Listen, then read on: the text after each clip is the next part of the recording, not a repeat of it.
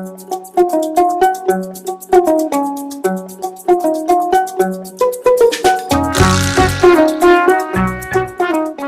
salle, chers amis, chers invités.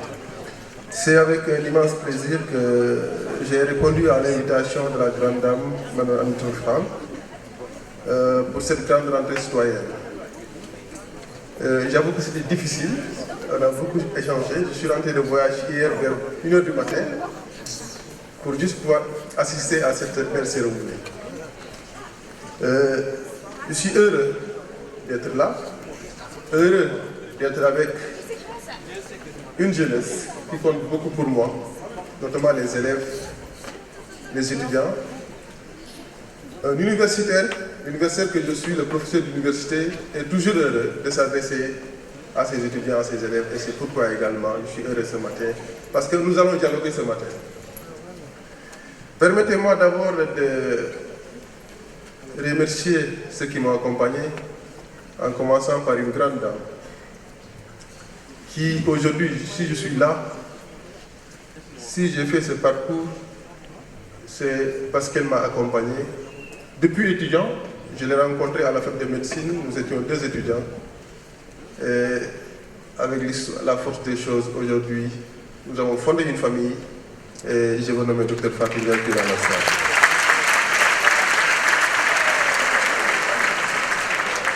J'ai beaucoup insisté parce que nous avons traversé le désert ensemble.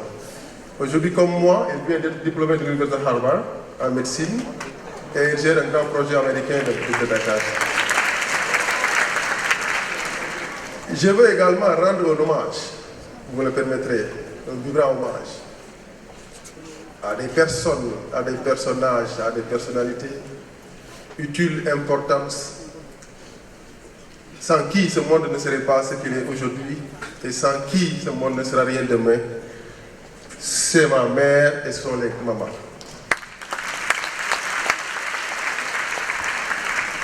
Merci à mon grand frère qui est là, mort. C'est un nom qui est important pour moi parce que si je suis là aujourd'hui, si j'ai pu survivre aujourd'hui, c'est grâce à lui et je reviendrai tout à l'heure.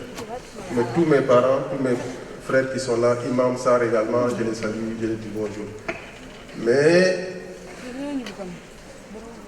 un remerciement sans limite à une dame également, qui si aujourd'hui j'ai pu découvrir ce test de diagnostic le plus performant de ce monde, c'est parce que j'ai eu depuis 10 ans été accompagné par une dame qui a laissé tout, qui s'est sacrifiée jour et nuit au bureau jusqu'à 3 h du matin, parce que nous n'avons pas d'heure de travail, qui a géré mes projets, mes activités.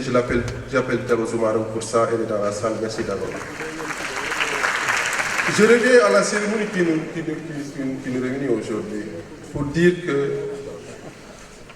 c'est vrai que nous sommes des mentors, mais en réalité,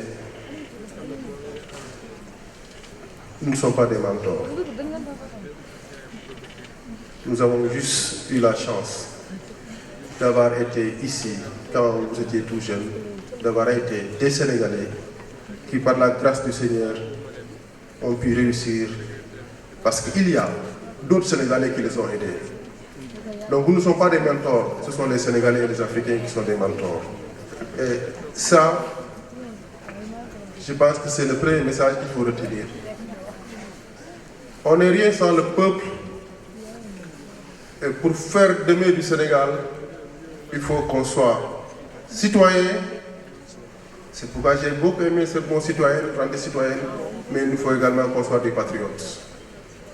Ce monde ne sera jamais un pays, en tout cas le Sénégal ne sera jamais un pays développé avec tout l'or du monde, avec toute la conscience intellectuelle, avec tous les grands hommes qui sont dans ce pays, si nous ne sommes pas des patriotes.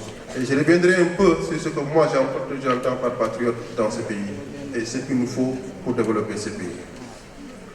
La personne qui vous parle ne peut jamais se considérer comme la personne la plus importante de ce pays, encore moins celle qui a réussi. Parce que uniquement, si ce n'était pas l'appui des Sénégalais, et c'est pourquoi je veux que vous m'écoutiez très bien, chers étudiants, chers élèves, Si ce n'était pas l'appui des Sénégalais lambda, que je ne connais pas, qui sont parfois au Fouta, qui sont à Ziguinchor, à Matam, à Rufisque, je ne serais pas ici. Parce que si j'ai réussi, et si aujourd'hui vous allez réussir, vous êtes en train de réussir, quelqu'un l'a dit, et je vais y revenir. Si demain vous réussissez, ce n'est pas parce que vos parents vous ont aidé, mais c'est parce que le peuple sénégalais vous a aidé. Et demain, vous devez une dette envers ce pays. Et raison pour laquelle, quel que soit ce que vous aurez à avoir demain, rappelez-vous d'une chose.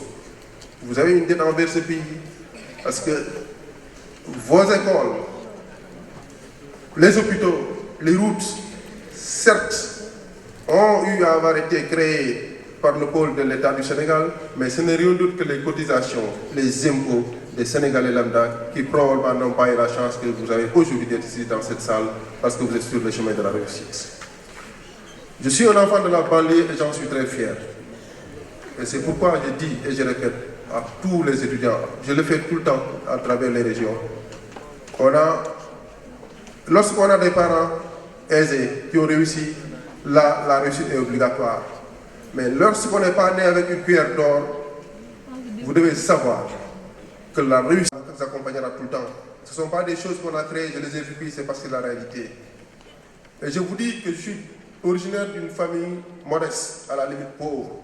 Certains disaient, ils prenaient le taxi, ils prenaient la car rapide. Oui, je prenais la car rapide, mais en tant qu'apprenti chauffeur moi-même. Il m'arrivait de prendre les cars rapides sur les marchepieds parce que j'avais de quoi payer. Je n'avais pas de quoi payer le transport de Pikine à l'université. La seule condition, c'est qu'à 6 h du matin, il faisait 20 degrés.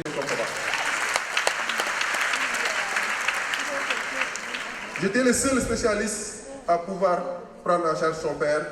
Et ce jour-là, il n'a pas parlé, je n'ai pas parlé. Et il a compris.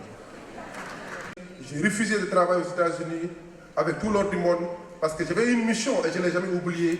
Ma mission, c'est de faire partie de ceux qui éradiquent le paludisme. Et je ne peux pas éradiquer le